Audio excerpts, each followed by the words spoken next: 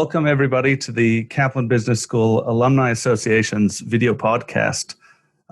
Today's Vodcast is very much a Q&A, question and answer, with our special guest, Mr. Bruno Fiorentini Jr. I'll give a quick introduction about Bruno. He has a really interesting career history that's focused in the past on global sales. And you can correct me on this if I get any of it wrong, Bruno. Basically, his start as the GM of Yahoo Brazil Argentina, and then became Yahoo 7's chief operating officer. And since then, he has had a journey that included VP of sales for global advertising at Microsoft and head of fulfillment sales at Amazon. So a really interesting and highly globalized perspective, because he's worked in the Americas and Asia Pacific. Today, he's joining us live from Seattle, where he is an organizational coach and leadership developer. So thanks for coming, Bruno. How are you going? It's a big pleasure to be back connected to Australia. I'm going really well. You know, you missed the fact that I'm Australian, actually. I'm an Australian citizen, so it talks to my heart when we talk about Australia. So I lived there for 6 years and were amazing years. So it's a big pleasure to be here. That's fantastic. And we've also got our academic director of business and finance, Ms. Anna Mihaylov, here. How are you going, Anna? Really well. Really excited to ask Bruno some of these questions. I think the students will enjoy it. Great. So we're going to start off with a poll. We ask a few polls throughout the Q&A today. And remember, for the whole time, if you have any questions, you're welcome to just type them into the chat. To start off, we wanted to get to know a little bit more about our audience. So when you see this come up, it should now, we wanted to see, out of everyone here today, what field would you be most interested to work in, or do you work in? I work in education and I love it. But let's see what today's audience looks like.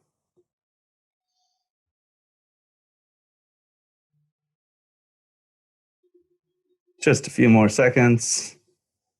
Actually, it's great that we are keeping everybody on video, because then I don't feel so lonely. I've been doing a few lectures online, and you know, when it's everybody off and just the PowerPoint and yourself, we've been seeing ourselves a lot those days. It's like, okay, are they enjoying or not? So it's great that we have everybody on camera. I like that. I totally agree. That's And so we've got a pretty diverse group here today. I see a lot of people from the education industry who I know from Kaplan Business School. But today we're going to be learning about working within the tech industry, and I'll hand it off to you, Anna and Bruno, if you want to get started. Sure. So, look, there is a mystique around these big tech giants, Amazon, Yahoo, Microsoft, you know, especially in Australia. Bruno's joining us from Seattle, which is the hub of these companies. And I wanted to ask you the first question, which is, what is it like to work for a tech giant, and what opportunities exist within these organizations? Yeah.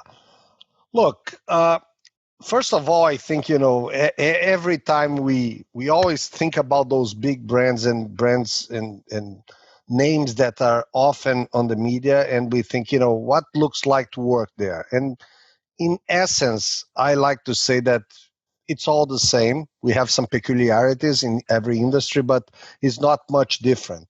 I would say that, you know, there are three components that I consider very peculiar to those tech organizations, to the big tech guys. One, and by the way, and this is under pressure more and more, because we are changing and innovating faster and faster. So the number one is they must be always on the edge of innovation. So they are constantly releasing new solutions, repackaging services, anticipating trends. They need almost to kill their products before they launch another one, and before the competitor comes and do that. You know, in my times, I studied a lot the case of Gillette, which was a brand that used to do that in the razors, right? They used to come up with new technologies all the time. That's what the tech companies are doing all the time. It's very hard to sync with those new technologies and sync them with the market reality. So get client alignment can be very, very hard. And for them, when I talk about innovation, innovation are only good. I don't know who said that, but it's a great sentence that I love. Innovation are only good if people can use them. So if people can use, then it becomes innovation. Otherwise, it's just a nice idea.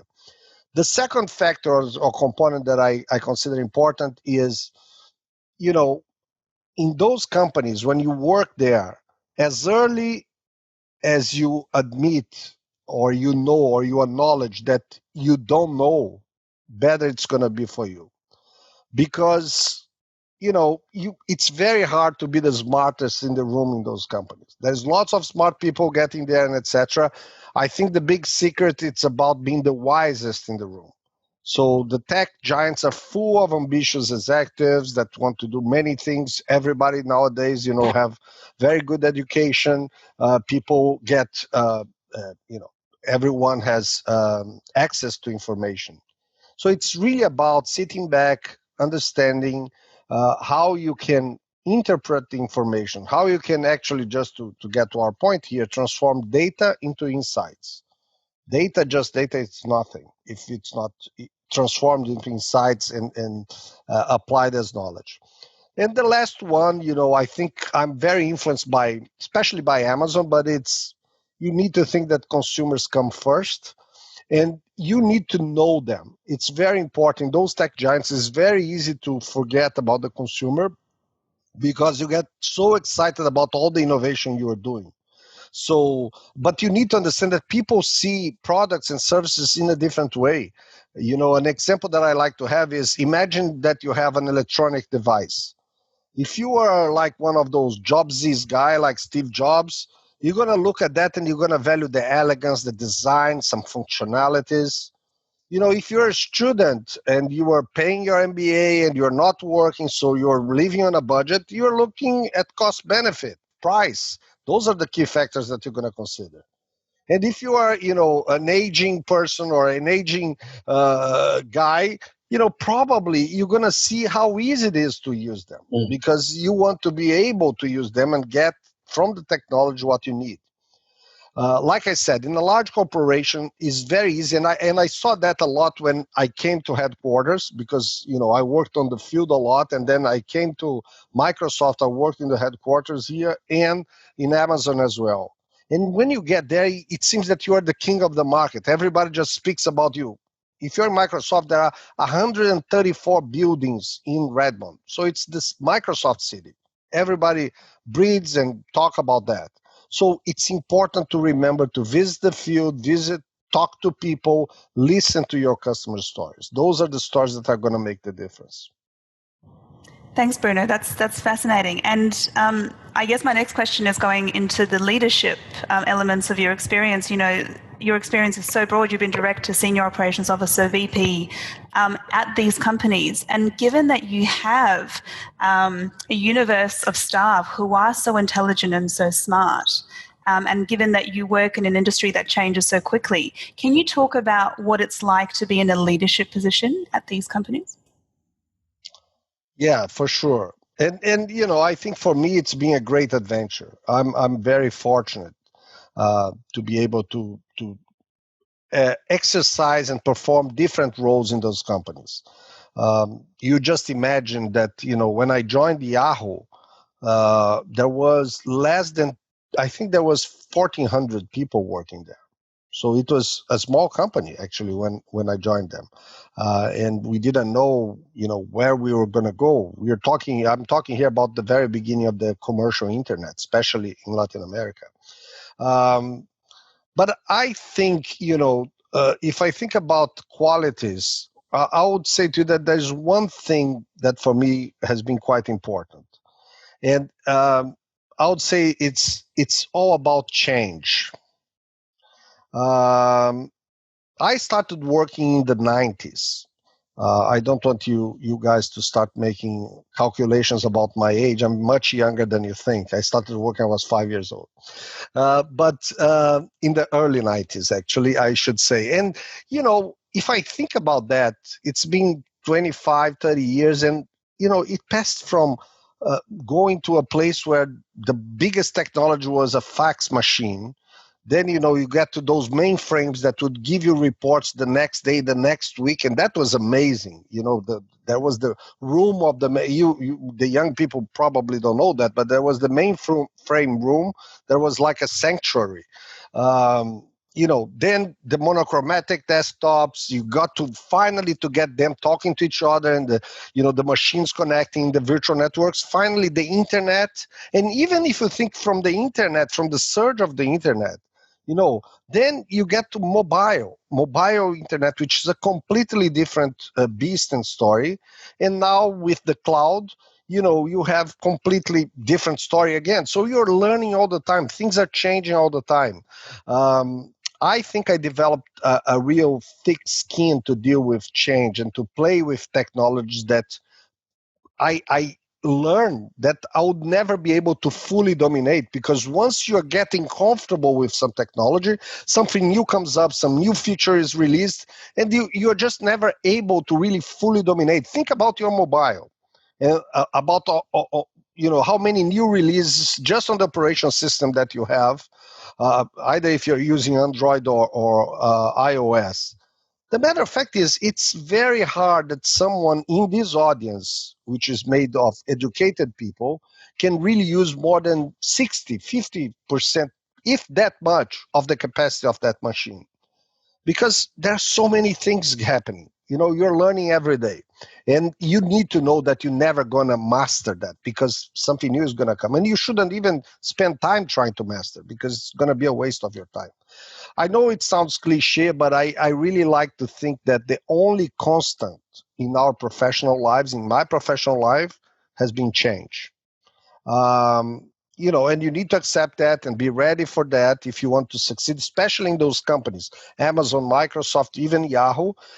All three of them constantly reorgs, constantly rethinking about the organization structure, about the strategy. Sometimes you centralize, sometimes you just let the field lead. Sometimes you go and listen just to the customers. Sometimes you listen to your engineers. And, there are cycles, and those cycles are getting smaller and smaller. Now with the agile technologies, you change and you refine every day. You learn every day. I would even say that it's been very popular, an expression, the VUCA word, right? The VUCA, volatile, uncertain, complex, and ambiguous. And, people that are reading and learning and listening to that may think, oh, this is a new concept. But it's not. Actually, the first time, and I did a research for that, the first time that was used was in 1987. There was a book called Leaders, Strategies for Taking Charge by Warren Bennis and Bert Nanos. So those guys were the first one to do this acronym around VUCA and talk about those concepts. And those concepts, they've been ruling our lives since then, for sure. And they're going to get even more dramatic as we go. So, I think a good way to summarize the context that I got this job is to think about change. Yeah, it's interesting about the role of personal qualities and resilience in that as well, and we'll talk about that in a second. My last question before our next poll is the next wave of change that we're seeing is data. Data is really revolutionizing how much we know about our customers, what changes companies are making, how quickly changes are happening. What role did data play in some of the projects that you managed? And can you give us some examples that you can of those projects? Anna, when Kieran and yourself invited me to talk here, and obviously, you gave me the context of the students and of the programs that you have, I was thinking, how interesting it is, because data actually is everything today. It's really very much the core. I would say, without any concern of being mistaken, that the secret sauce of companies such as Amazon, Google, Facebook, Apple is data. And the thing is, even companies that were not so much driven towards data are becoming data companies. The new retail is all about data. And the problem of the old retail is exactly that if they can't change their DNA, they're going to be behind because it's all about data. The new economy companies, the Ubers and Airbnbs, they are actually data companies.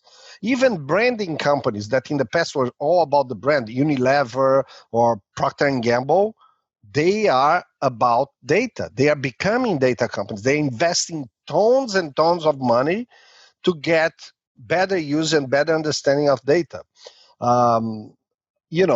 If you don't know how to make data differential in your business, I think in today's business, you are not going to succeed.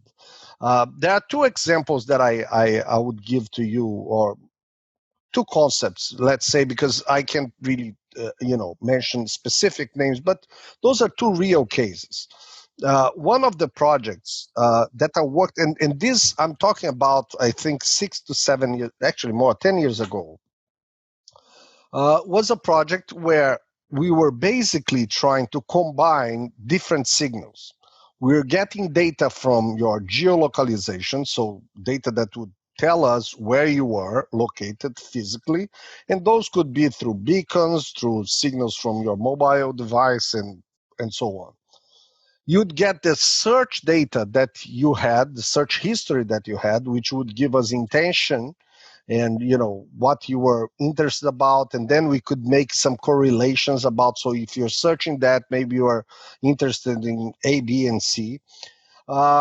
We had purchase intent, which was a different search, was a search that would lead you to convert or to acquire a good or something, a service or a product. And then we would have also, and that, we wanted to collect all of that, make the relations, make this data talk to each other, understand the relations between among those data, and then produce customized offers that would be released to the customer moments before they were in the point of sale or moments before they were up to make a decision on a purchase. And obviously, the whole intent of that at the time was to be incredibly precise in the moment that you serve that offer. Nowadays, this is not really news anymore. You have many companies doing that, and you have all the big advertisers trying to do that, but also the big, like I was telling, the branding companies and everyone, and the technology is available for that. In fact, the technology has been available for that for about 10 to 15 years at least.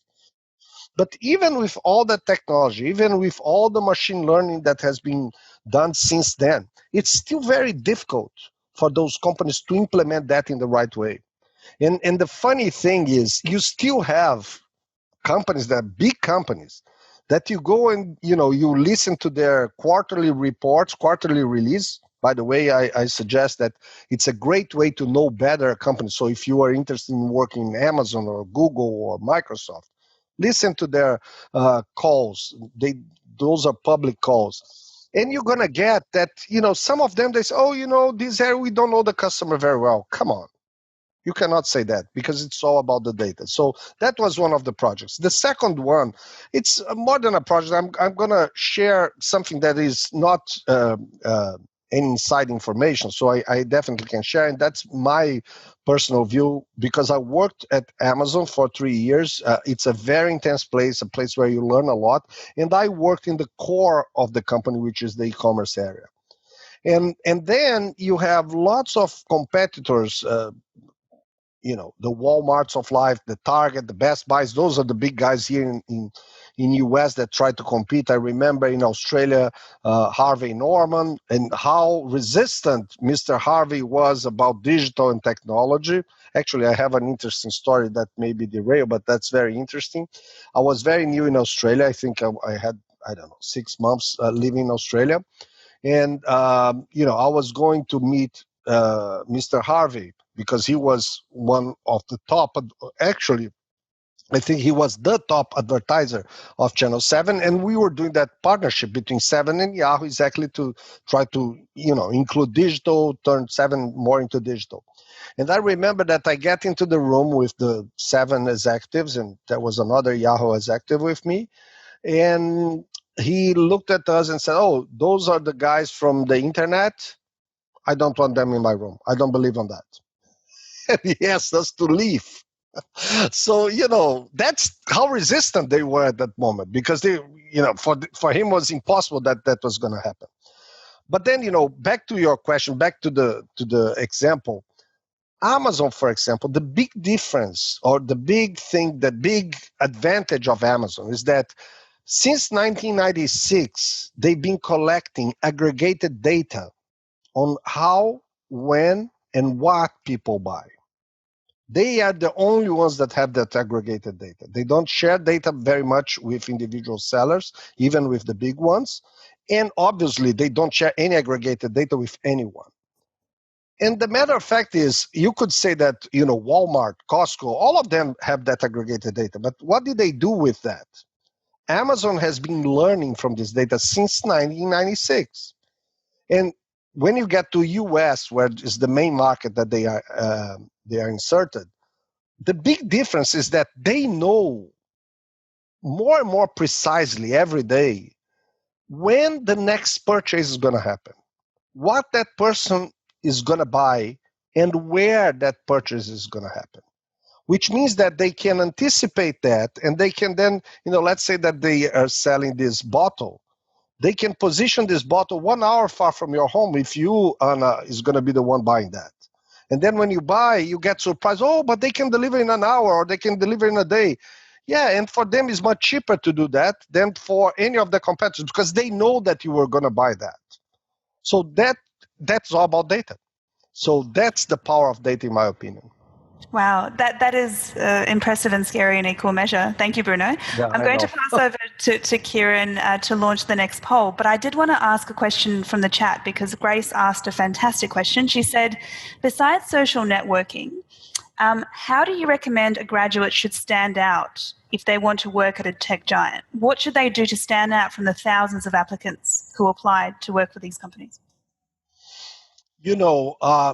Actually, that's been my work right now and my line of research. That's something that I'm incredibly excited to talk about, and I could definitely talk about that for 2 hours. So I'm going to try to be concise. Obviously, the presence in the social network is important, but I like to say that you need to think holistically here. You need to think about, and I'm going to do an analogy with the utility belt from Batman. He had always a solution in his utility belt, right? So that's what you need to have. So you need to have the social media presence. You need to have a very nice CV. You need to produce content, but you need also to consume content. And you need to know how to network. It doesn't matter where you're present if you don't know how to network. And know how to network is not just about going to the right conferences, being the right parties, or talk to the right people. It's about the message, what you convey. It's about actually packaging the message in a way that shows and presents your story, your genuine story. Obviously, each of us need to kind of dive and understand how we can stand out. What are the difference, or what are the things that we bring to the table? Once you do that, it's important that you understand how to convey this message.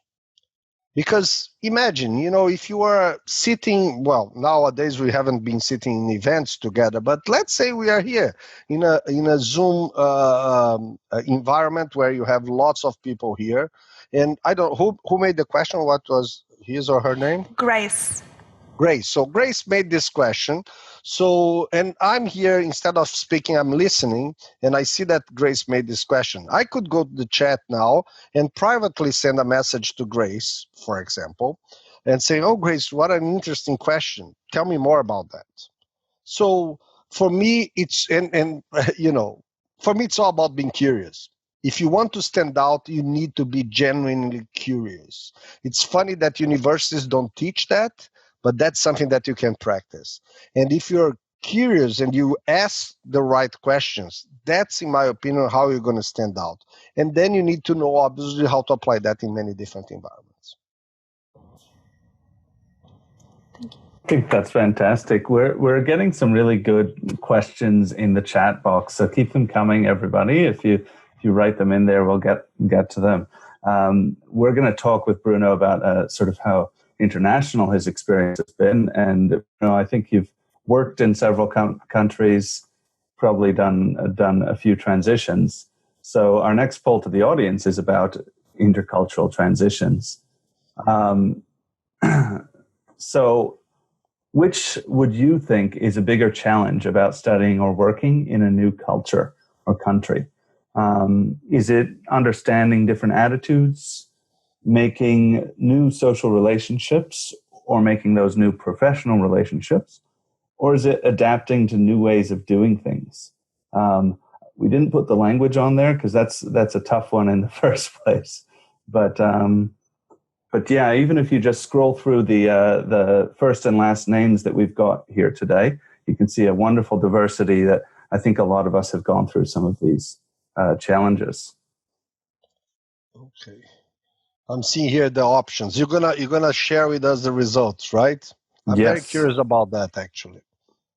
Yes. Well, I've done Can you run through the options again just to see if I have the right ones here? Just so everyone understands, sure. So what do we think is a bigger challenge about studying or working in a different culture? Is it understanding different attitudes? Is it making new social relationships, making new professional relationships, or adapting to new ways of doing things? So it could be how people think, how they interact. And we've got almost all the votes in. I don't think there's a wrong answer to this one. No, Here, I'll end now. But that's it looks like we have across the board. There's no wrong answer, but I'm interested to see what you think about this, Bruno. What would you say? Well, do you have any answer that was the top one, even if it was close? Yeah. So in first was making new professional relationships. It was very close. Making social relationships came at the bottom. Relationships at the end. That's the one I picked, yeah. Yeah. Interesting. And like you said, there's no right or wrong. I'm going to share with you my experience. And again, that's a field cross-cultural. And diversity and inclusion is something that I love. I read a lot about that. And obviously, I experienced a lot on that. Imagine that, I'm from an Italian family. I was raised in Brazil. Then suddenly, I find myself going, well, firstly to Argentina, which is close to Brazil, but very different. They speak Spanish, we speak Portuguese. And then suddenly on the other side of the world to Australia, which, we all have those paradise images, but honestly, I haven't been there before. Then to Asia. So I experienced lots of different things. Since my first move, one thing that I learned is that, it's important. Again, it's going to go back to curiosity in general, but I'm going to give you 5 things that I think are important. And I even, if I'm not wrong, I think I published an article that's available on LinkedIn about that. If I didn't publish the article, I can send the link later to Anna and to you, Kieran.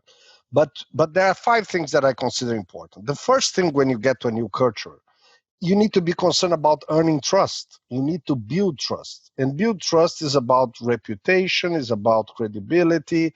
It's about being humble also to learn and to show yourself and to be very open-minded. It's about creating an environment around yourself where, you respect identity, you respect diversity, and you respect inclusion. It's very interesting that we have lots of metrics around diversity and very few around inclusion.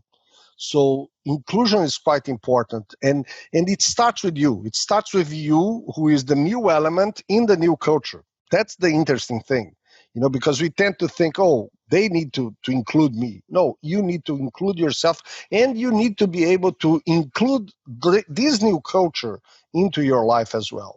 So I think, one practical advice, and that comes from my wife, every time we moved, I remember that the first thing that she would do extremely fast, like, in 5-7 days. And Stephen Much, who is professor here, knows my wife, so he knows how she is. The first thing she would do is to make our house, our home, our apartment, wherever we were going to live, a place that looked like we would live there forever. And I used to say, but how you rush into those things? We don't even know if you're going to stay here 1, 2, 3 years. She said, I don't mind. Even if we stay 1 week, we need to make that home and we need to feel at home, because then we can start really to integrate ourselves. So that's one important thing. Secondly, you need to know that communication is important, and it's very different. I remember that was funny and tough. I remember my when I arrived in Australia, and there are two things that happened. One more literal in terms of communication, one much more subtle.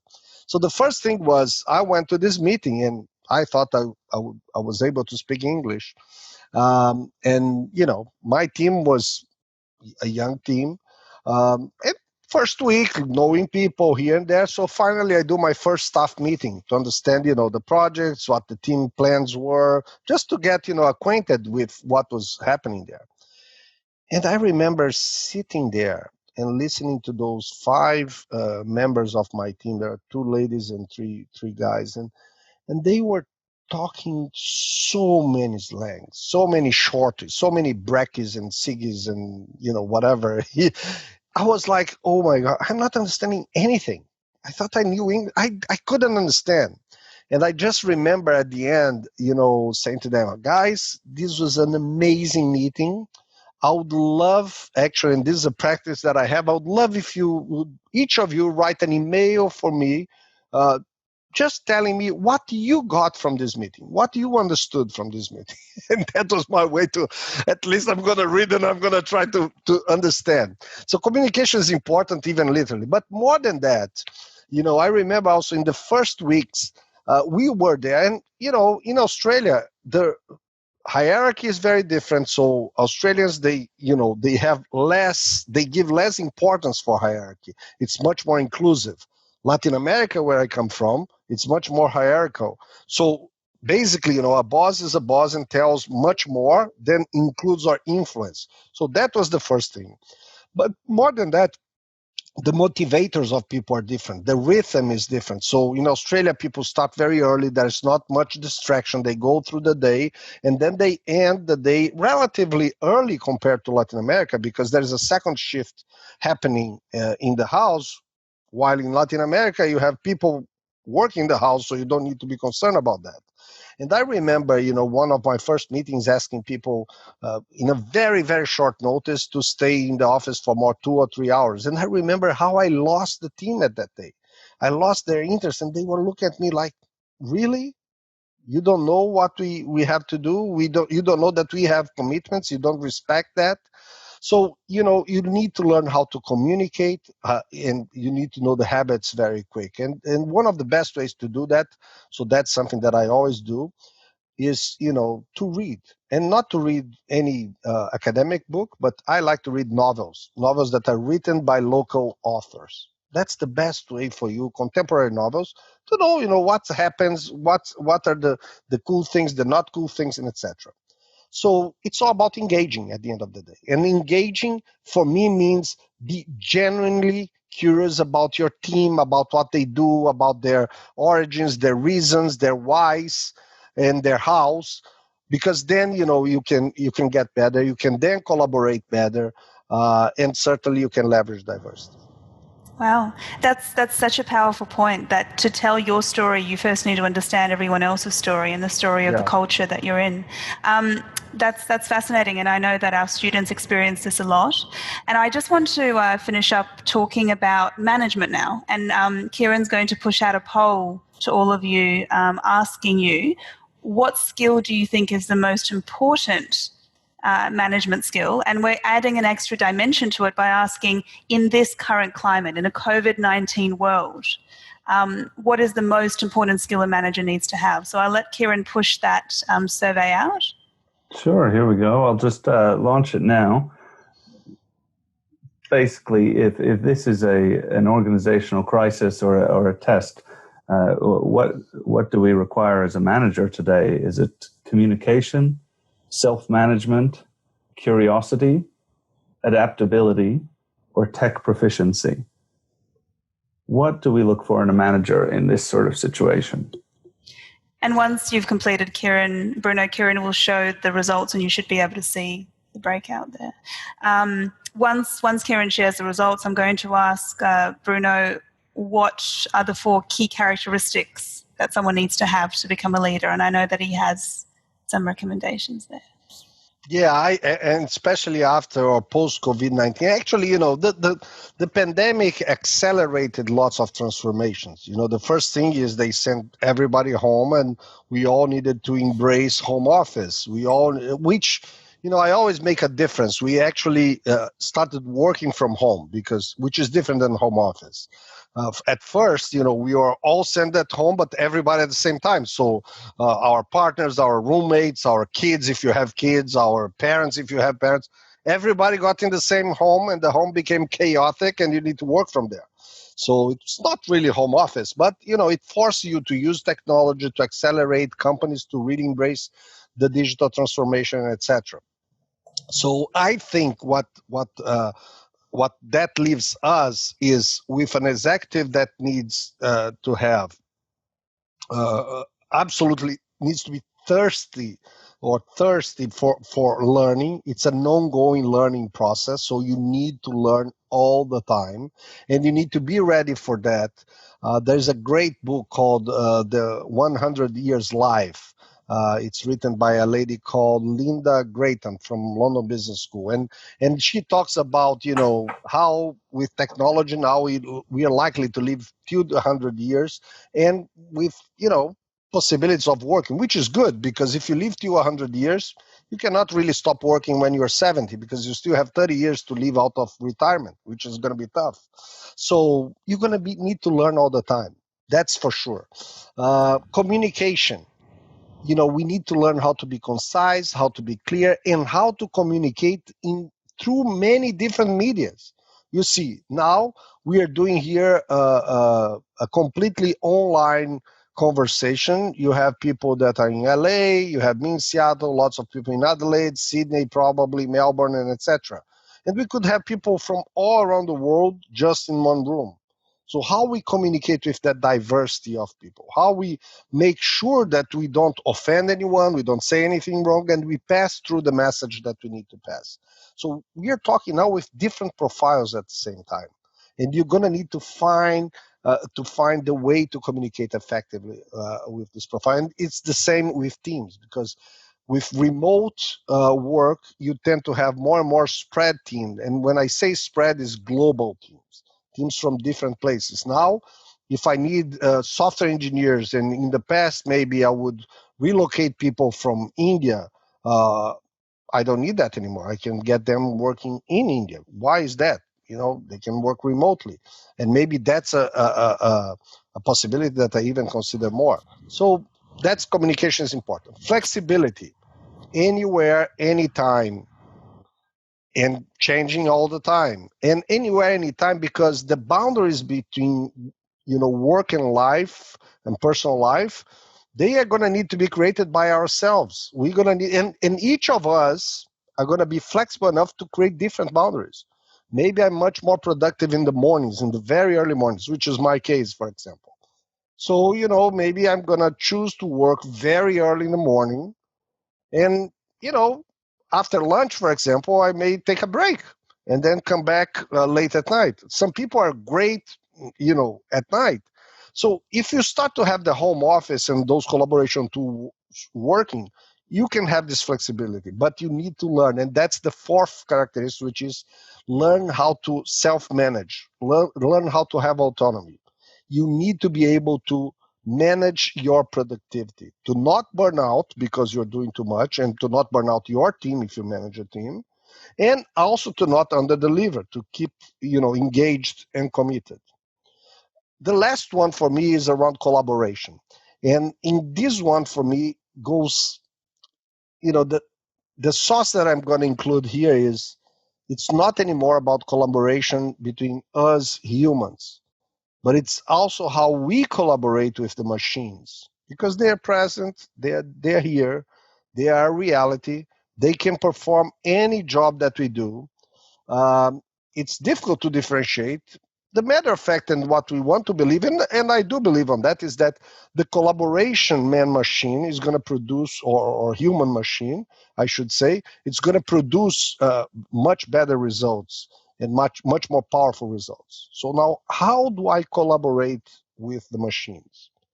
That's something that each of you are going to need to think about. In my field, in the industry I'm in the work I do, how do I do that? I worked in Asia, in Microsoft, and I was there. I was basically I was the head of Asia for advertising, everything related to Microsoft advertising, selling advertising. So I had teams selling advertising, teams producing content. I must admit, I would imagine, okay, the machines, the automated process, it's going to take time to replace salespeople that sell advertising, which is solution, customized solution, ideas. Guess what? It was one of the first industries to be disrupted. And, at some point, we really, were able to decrease our sales force a lot because they were replaced by programmatic. Think about how Google sell. Lots of people living out of YouTube today, living out of Instagram, living out of Facebook. And you know who is selling this advertising that pays those people that are producing content? Machines, not people. So we need to know how to collaborate and how to work with machines, because that's going to be a reality. Thank you, Bruno. And Kieran's going to share now the poll. And people voted on these characteristics that you discussed. So you discussed communication, self-management, curiosity, adaptability, and tech proficiency. And most people, 46%, said communication is number one. Number two, 43% adaptability. Number three, with 7% self-management, then curiosity. And no one put tech proficiency. But that's probably because we only asked for one. But yeah, that's really... I like that. I like that because tech proficiency is something that is a given. It's almost like, you always, and by the way, let's define what tech proficiency is. Like I said, it's very hard to be really proficient because things are always changing. And Bruno, I have a final question for you. I think you'll enjoy this one a lot. If we go back without doing any calculations to the early 1990s, and we ask you to talk to your 20-year-old self and provide some advice to your 20-year-old self, what 4 pieces of advice would you give yourself?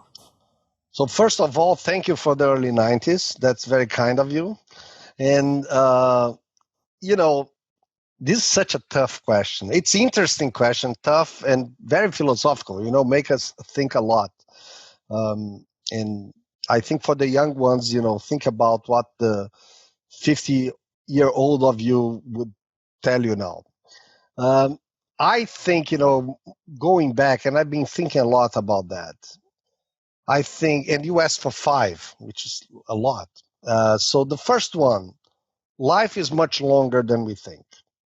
So I would probably say to myself, take your time, enjoy the ride, because we have time to do lots of things in life, much more than we think. It's funny because we say life is short, but it's not really. We really have time, and we need to enjoy each moment. The second one is, learn how to learn, because you're going to need to learn during your whole life. You're going to need to learn forever.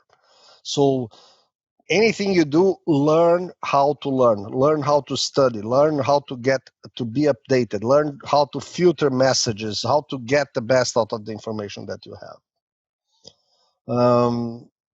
Third one, experiment new things. Curiosity can be learned as well.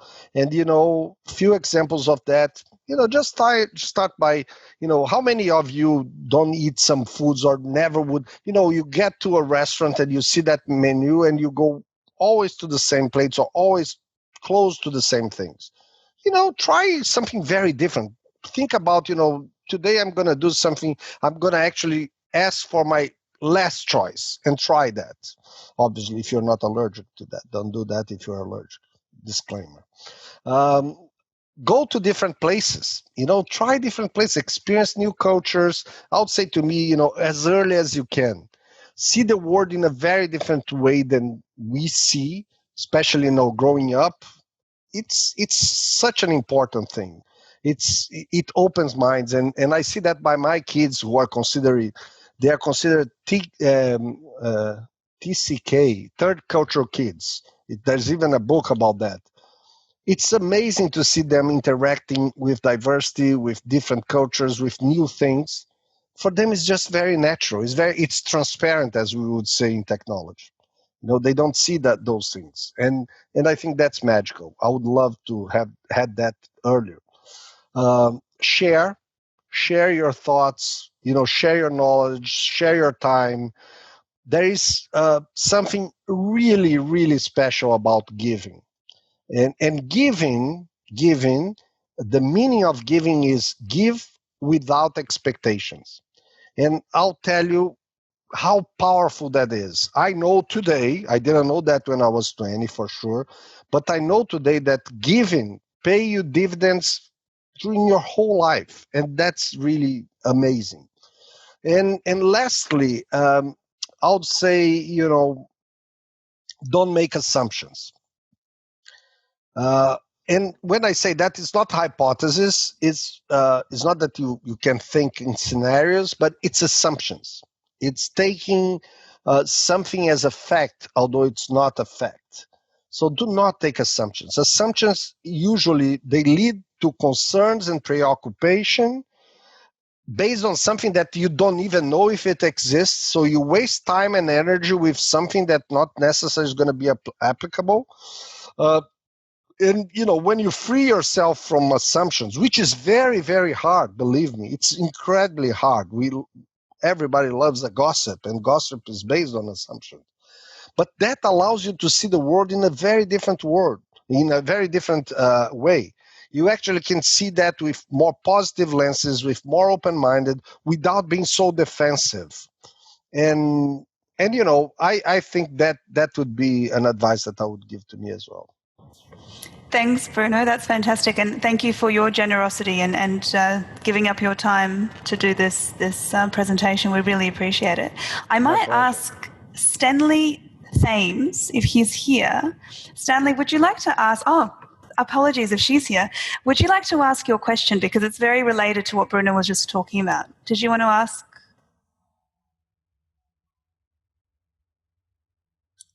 Hi. Just unmute yourself again.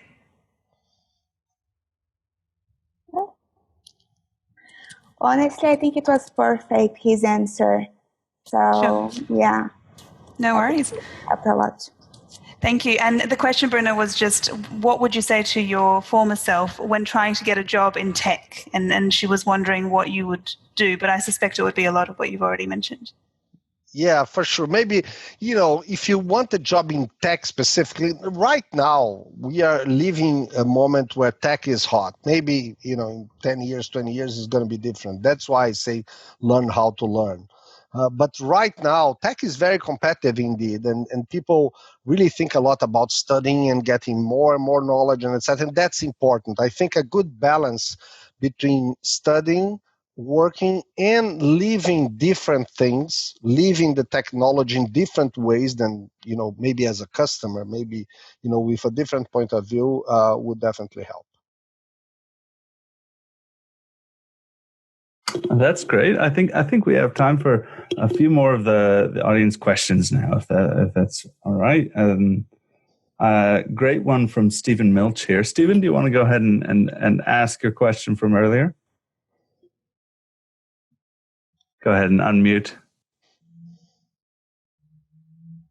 Hey, Bruno, my question's more, I guess, a macro style of question, which reflects my background a little bit. These companies are so big, they're multinational. Do you think they have too much power in politics, in policy, whether it's acquiring competitors or crushing competitors, or the power over the consumer? In short, do you think they're too powerful? In short, I do. I think, we are living an era of, I think, comparing, and maybe you know that even better than me, but if I think hard here compared to other times, and we always had the biggest guys and the giants, but I think now, you have lots of concentration in very, very few companies. And you can see that by the cash position of those companies. They have cash liquidity like no other country would have. And obviously, we all push for social responsibility and, how those companies are going to give back to the community and etc. And some of them do the job amazing. Let me just say that some of them are really concerned about that. I know that. However, and this is just my personal view, I think it's very hard for us as a community, as a society, to be relying on the generosity of one company or two companies to give back. I think, we need to rethink the model. I think this crisis helps us to think a little bit different. Capitalism has been a great model so far, has been the best probably, and it's been working really well. Maybe it's not the one to go. I think we need to think about the gaps. The gaps are bigger, many different nations, including the developed nations, including here in US. The gap between the poorest and the richer, and you see the concentration of money in very few, with very few people. So yeah, and I think that ends up providing lots of influence in politics, in long-term policies. In the destiny of our planet. And again, lots of bright minds there, but everyone has an agenda. And one of the reasons why we have governments is to represent or to reflect, at least somehow, and I know that's a little bit idealistic, but that's what it is, the agenda of the society. I think as more as the companies have social responsibility, try to do their best to be equal and just, it's not their DNA to do that. They are there to provide more profit and more return for their investors, right? So, yeah, I do think so. Thank you. I'm conscious of the time in Seattle, but I wanted to get to Vanessa has given you a nice Portuguese oi and said, could you recommend a book that helped you in your career? I think that would be really great if we had something to sort of, take away. What you think would be our next step? One book, oh my God. Well, you're not seeing me because I put this nice background, but I live surrounded by books. I read half books, I read full books. Let me think here. I need to, and as you can see, I have books everywhere. And usually, I would say that I like the most recent books that I just read. There's one book actually that's here. This one is from a guy called Jonathan Haidt, who is a social psychologist and is a person that I love. And it's called exactly it's The Righteous Mind. I think it's interesting because help us to. I like books that help me to think, to reflect. That I need to read, stop, think about it. It's not a book that you're going to read just at once, and I think that's one of those books. If I think about a book from my early days, well, I was very inspired by a classic from marketing called The Imagination of Marketing by Theodore Levitt. I was really inspired by that. That made me really go after and read marketing. And if I would suggest a very small, very simple book, one of those kind of, and those kind of books, they really depend on context. But I read this book when I was 31 years old, and I was passing through a tough moment at that time. And it's a book that you can read literally in 2 hours. It's called The Four Agreements by a guy called Don Miguel Ruiz. It's a Mexican guy. It's one of those, it's more to the self-help side of the books, but I think they have the four agreements are very simple, very easy to understand, and very powerful at the same time. It talked a lot to me. And in fact, since I read that book, every team that I managed, every team, with no exception, the first thing I did was to buy one book for each of the people of my team. Obviously, at least the direct report. Sometimes the team was too big. I would go broken. But, to give to them. And I even, developed, I remember, a presentation that I used to do introducing myself based on that. Because, again, it's a simple book, but I think it talked a lot to me. So maybe it's a good one for you to try. Thank you, Bruno. And Stanley, who was the young lady who spoke out earlier, said you can give us more than one book recommendation, which you did. So I think there's a lot of curiosity in this group, which we're really thrilled with, and our students have that in them. Can everyone please just join me in thanking Bruno for his time and his amazing insights? Thank you so much, Bruno. And I will distribute the book list to everybody after the session, so don't worry. Yeah, and if you want to send me the questions to my email, Anna, you have that. Sure. I can do my best to try to answer them as well. No worries. I'll put it out there. Thank you so much, Bruno, and thank you, Kieran. Yeah, what I might recommend actually with the questions is I'm going to type in the chat here the Kaplan Business School Alumni Association's LinkedIn group.